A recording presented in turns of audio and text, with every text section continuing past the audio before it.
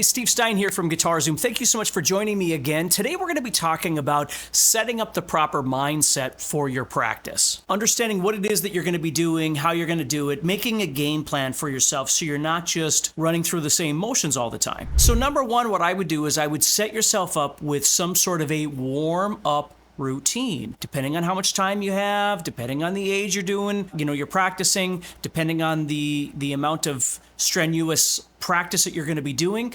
I always tell people you want to get warmed up both physically and mentally. Okay, so physically, doing some hand stretches. Again, if you're listening to this, you're not going to be able to see any hand stretches anyway, so I'm not going to talk about specific hand stretches, but doing hand stretches that are beneficial for you to get your hands warmed up. You can run them underwater, you can pinch the tips of your fingers, stretch out your wrists, massage your forearms, anything like that to kind of get you warmed up. The second thing is doing some sort of an actual warm-up routine, something that you don't have to think about for the day. It's just when you grab the guitar, you do the 20-second exercise, or you do the 2-minute picking drills, you do the spider walk, whatever it might be. You work on your down picking, you work on your alternate picking. For me, it's always 3 parts. Number one is your fretting hand has legato work to do, strength, speed, and stamina. Your picking hand has down picking and alternate picking drills to do, and those could be anything from, absolute beginner picking through, learning some songs, things like that,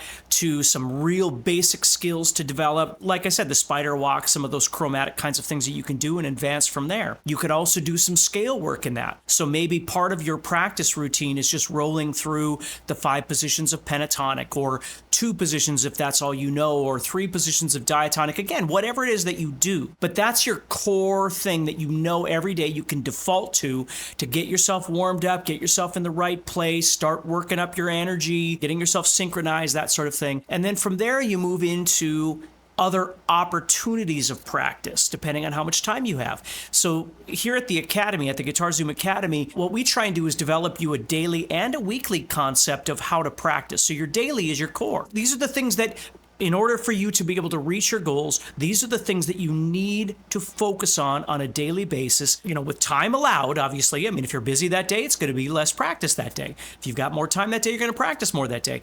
But that daily routine that you do, and then what we do is we interject weekly concepts. So maybe one day, Mondays, Wednesdays, and Fridays, you're focusing on songs, learning songs, or maybe you're focusing on fretboard study, or maybe you're focusing on, improvisation, and maybe Tuesdays and Thursdays, you're focusing on theory, and then Saturdays, you're going to put this all together and maybe make a video of yourself playing something.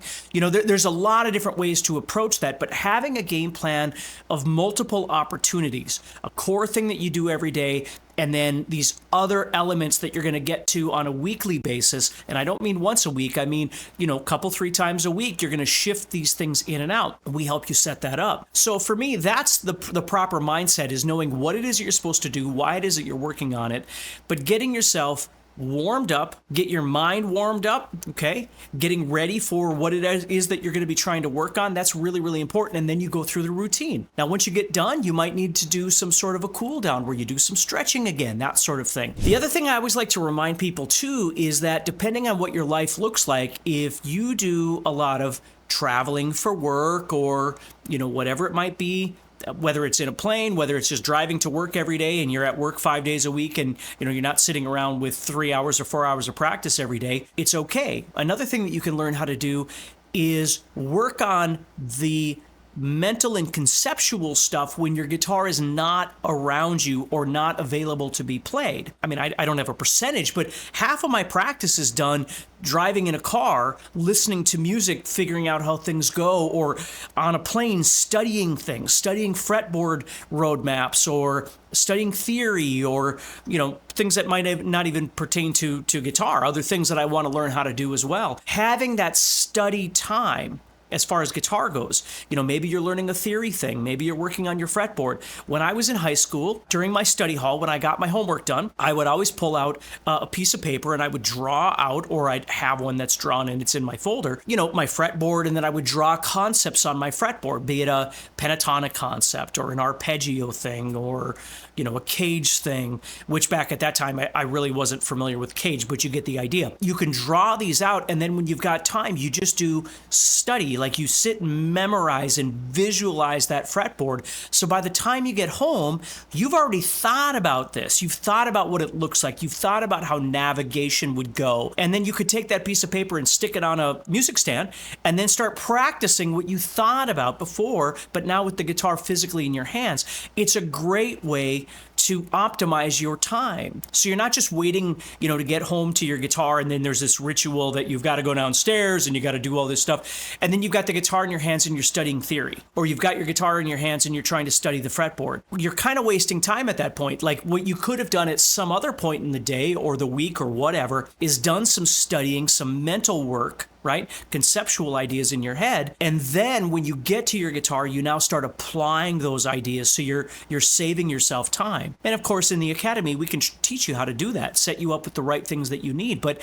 it's something to think about in trying to optimize the way that you practice, because people are always like, well, I only have 30 minutes a day to practice, or I only have 20 minutes a day to practice, or, okay, that's fine. Listen, you've made this choice, whether it's elected or whether it's mandatory, of how much time you have a day. Okay, something is better than nothing. Don't adopt the all or nothing attitude where you have to practice for 3 hours or you're not going to practice at all. It's a terrible way of thinking of things. Practice on the days that you eat. Even if it's 10, 15, 20 minutes a day, you can still make progress as long as you're working on the right things. That's what makes all the difference in the world, is working on the right things. If you're just practicing, you might be getting better at X or Y or D or L, but the problem is if they're not cohesive and they're not getting you to point A to point F on your ladder of what it is that you really want to accomplish, the problem is you're wasting a lot of time by working on things that are not necessarily relevant to what your goals are.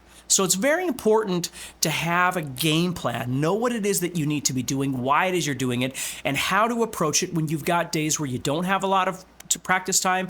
You've got days when you do have a lot of practice time, setting all of that up. And if you have a problem with that, if you struggle with that, that's one of the primary things that we work on inside the GuitarZoom Academy, among actually working personally with you literally on a daily basis to make sure everything's going the way it needs to go. Again, stay positive, keep practicing, get yourself an effective practice routine that will get you where you want to go in a much shorter amount of time, not because of some magic pill, but because A, you've got a game plan. You know what it is that you need to do to get to where you want to go, and you know what you want to get to. B, you're willing to put in the work, whether it's 20 minutes a day, whether it's 2 hours a day. You're willing to grab that guitar on a daily basis, make that guitar your friend again, dust off that guitar, make it a motivational thing so you want to pick it up every day. And then the third thing is being able to have help, get clarity, get assessments of your playing on a regular basis so you know that things are moving the way that they need to be moving. It's really important. All right? So take care, stay positive, be blessed, and thank you for your time. Thank you always for your time, and I'll talk to you soon, all right?